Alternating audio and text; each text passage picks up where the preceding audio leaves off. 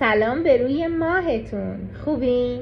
امروز اومدیم با کتاب دویدم و دویدم. یکی بود یکی نبود، غیر از خدای مهربون هیچ کس نبود. دویدم و دویدم، سر کوهی رسیدم. 2 خاتون رو دیدم، یکیش به من آب داد، یکیش به من نان داد.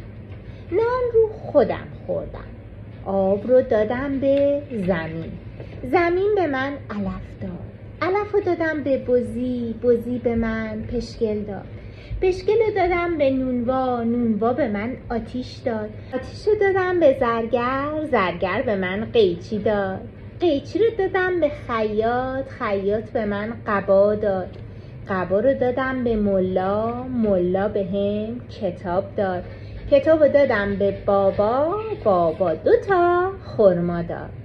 یکی رو خوردم تلخ، یکی رو خوردم شیرین بود. رفتم بالا دوغ بود، اومدم پایین ماست بود، قصه ما راست بود. خدا نگهدار.